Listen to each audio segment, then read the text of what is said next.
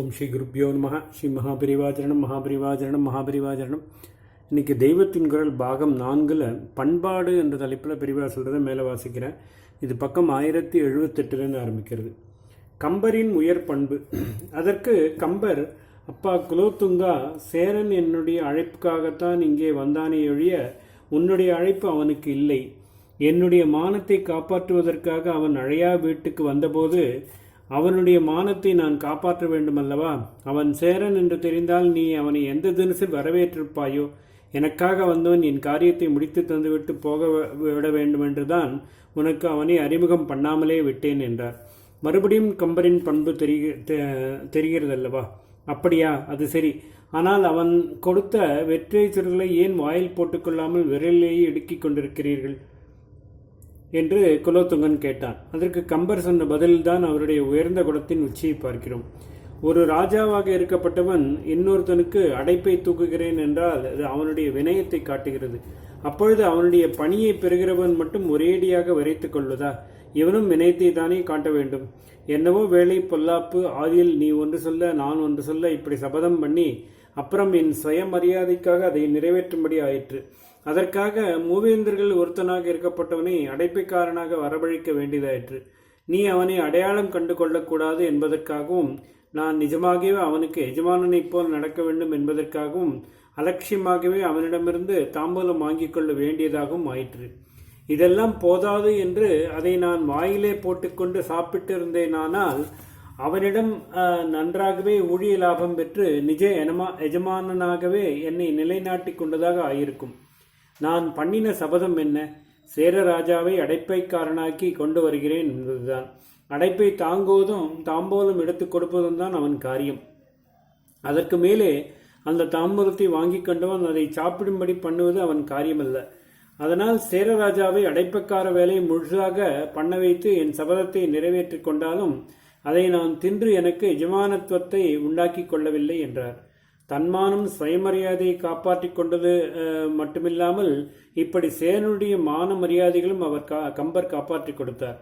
ஒட்டக்கூத்தர், புகழேந்தி புலவர் முதலானவர்கள் அரசவை கவிஞர்களாக இருந்திருக்க கம்பர் மட்டும் சடையப்ப வள்ளல் என்ற ஒரு பொவையை தம் ஆதரவாளராக கொண்டிருந்ததிலிருந்து அவர் ரொம்பவும் சுதந்திர உணர்ச்சி உள்ளவராக இருந்திருப்பார் என்று ஊகிக்கலாம்.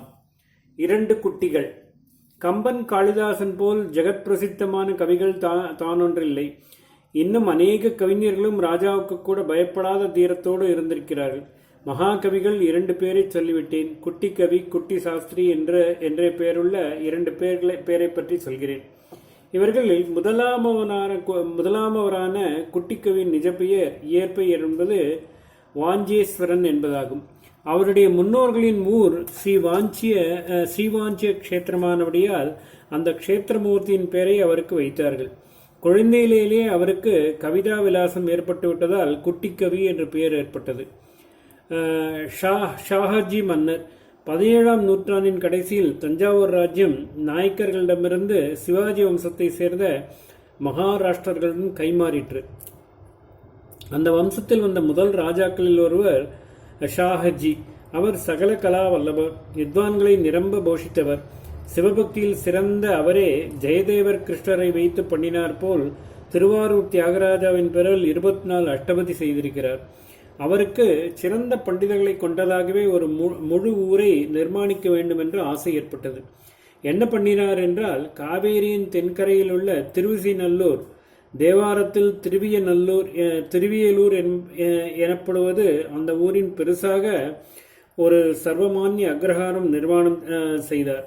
அதிலே நாம் குஜராத் என்கிற கூர்ஜரத்திலிருந்து ஆரம்பித்து மகாராஷ்டிரம், ஆந்திர தேசம், கர்நாடகம் முதலியவற்றிலிருந்தும் நம்முடைய திராவிட தேசத்திலிருந்தும் உத்தம வித்வான்களை பிரார்த்தனை பண்ணி வரவழைத்து குடியேற்றினார்.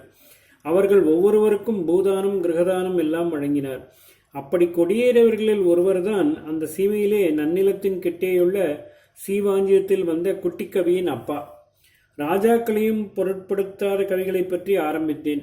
இப்பொழுது ஷாஹஜி ராஜாவுக்கு குழந்தை பிராயத்திலிருந்து குட்டிக்கவி புகழ்மாலை பாமாலை சூட்டியதும் கொஞ்சம் சொல்கிறேன். அரசனை போற்றும் கவிதை.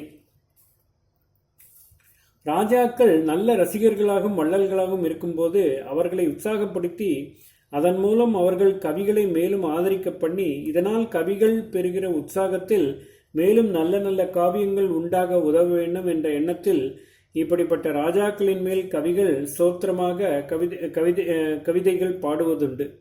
எக்ஸாஜரேஷனாகத்தான் இருக்கும். இலக்கிய சுவையாக அதையும் அதிசயோக்தி, மிகைப்படக் கூறுதல், உயர்வு, நவிர்ச்சி என்று சொல்லி அங்கீகரித்திருக்கிறது. ஷாடு கவிதை என்று இதற்கு பெயர்.